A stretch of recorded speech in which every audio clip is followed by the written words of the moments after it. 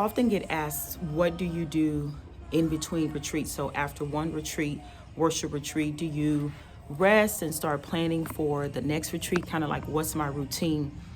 And after my last retreat, which was really, really, really powerful, I asked myself that same question. And of course, I went to a time of rest and just back into letting God pour back into me.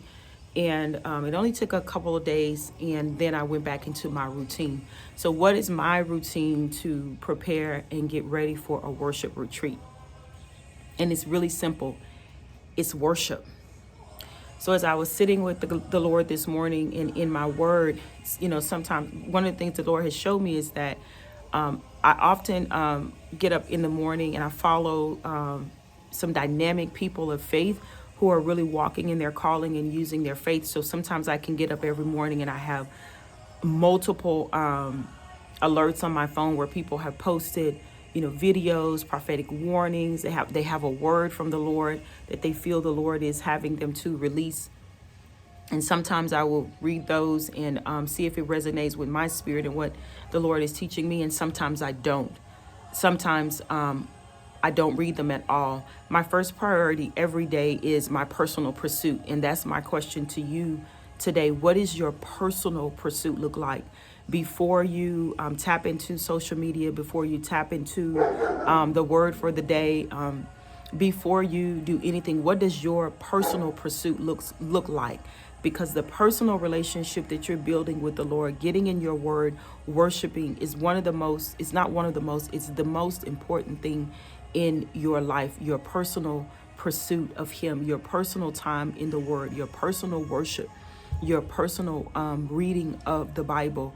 Even though there are those who feel that God is giving them something to release every day, maybe they didn't get the word that day. Maybe they got it 2 years ago. Maybe they got it 10 years ago. And God has just given them the opportunity now and the okay now to release it. We still have to be mindful of our personal pursuit. While prayers are being answered, while blessings are being released from heaven, while doors are being opened, while doors are being closed, while there is opportunity to connect, meet new people, what does your personal pursuit look like? When mom doesn't answer the phone, when sister can't get to the text messages, when there is no Sunday morning sermon, when the pastor doesn't have office hours and the pastor is busy. Yesterday, the phones went down. And I don't know if it was just in the U.S., but at work, we got an alert. And I work for a global company, and we got an alert that phones were down. My phone personally did not go down. But when the lines of communication go down, do you know how to seek the Lord for yourself? Do you know how to get in the Psalms and read the Psalms that will calm your spirit? Does worship break out in your house and in your home and in your spirit when no one is there, when the kids are gone to school and the spouses are gone to work, or when the spouses are still asleep? This is the time, and it's always been the time, but that would be what I would share. And what I do in between retreats is I still have my personal pursuit of the Lord, even though God has so graciously given me an assignment in His kingdom to be a part of His kingdom in any capacity, whether you are parking cars on Sunday morning, or you're handing out programs, or you're an altar worker, or you're worshiping and you're an intercessor at home and you're interceding for the nations, you're interceding for the unsaved, you're interceding for the lost. In those times when no one sees you, God sees you. And so what does your personal pursuit look like? What is your personal time? What is your personal cadence? Can you get in the presence of the Lord when there's nobody there? When there's nobody leading and no one prompting and there's no praise team?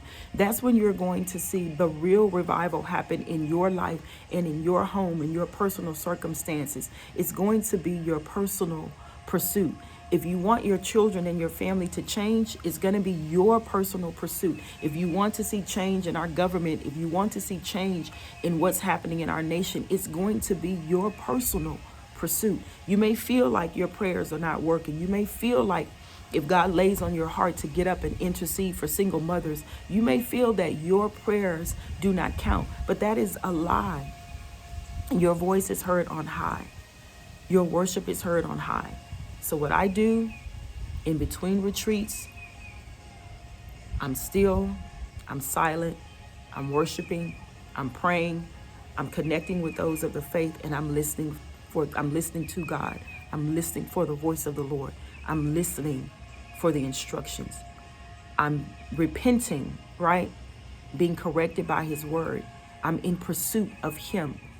Because no matter what you say, no matter what you put out there, there is a personal pursuit of him that is still important for your life. The assignment on my life is not more important than my pursuit of him. So I don't get up every day and chase the assignment.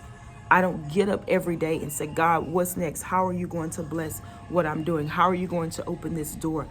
This thing, that thing. It is my personal pursuit of him that he's grading me on. So I hope that that blesses you today. I hope that you enjoy. It's a beautiful day outside. I hope that you take some time before the clouds start rolling in again, right? We know the clouds will roll in at any moment and rain will come. But before that happens, I pray that you will take time and examine, ask yourself, what does my personal pursuit of him look like? And I pray that in time that you will increase your time with him in Jesus' name. Y'all have a blessed weekend.